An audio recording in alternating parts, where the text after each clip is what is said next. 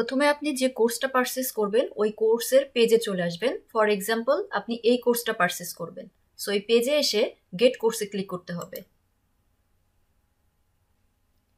এরপরে আপনাকে check out পেজে নিয়ে আসবে।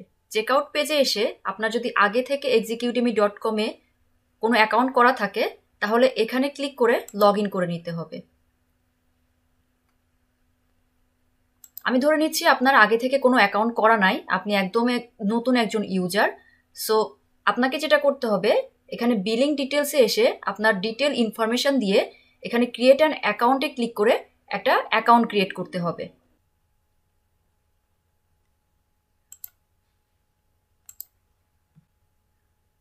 সব ইনফরমেশন দেয়া হয়ে গেলে এখানে পেমেন্ট সিস্টেমে এসে আপনি যে পেমেন্ট মেথড ইউজ করে পেমেন্ট করতে চাচ্ছেন এখানে সবগুলো মেথডই আপনি পেয়ে যাবেন। ফর এক্সাম্পল আপনি বিকাশ থেকে পেমেন্টটা করতে চাচ্ছেন, সো এখানে এসে যে নাম্বার থেকে পেমেন্টটা আপনি পাঠিয়েছেন ওই নাম্বারটা দিতে হবে এবং পেমেন্টের পরে যে ট্রানজ্যাকশন আইডিটা জেনারেট হবে সেই ট্রানজ্যাকশন আইডিটা এখানে দিয়ে দিতে হবে। বিকাশ নাম্বারটা হচ্ছে পার্সোনাল নাম্বার, সো আপনাকে সেন্ড মানি অপশনটা চুজ করতে হবে। এরপরে প্লেস অ্যান অর্ডারে ক্লিক করতে হবে।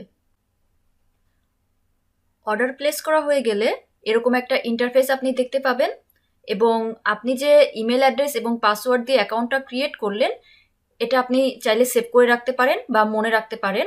পরে এই লগ ইনটা দিয়ে আপনাকে কোর্সটা দেখতে হবে। এখানে ক্লিক করে আপনি আপনার ড্যাশবোর্ডে যেতে পারবেন এবং ড্যাশবোর্ডে গিয়ে এনরোল কোর্সে ক্লিক করলে আপনি যে কোর্সটা পারচেস করেছেন সেই কোর্সটা দেখতে পাবেন। দেখুন কোর্সটি স্টুডেন্ট ড্যাশবোর্ডে অ্যাড হয়ে গেছে।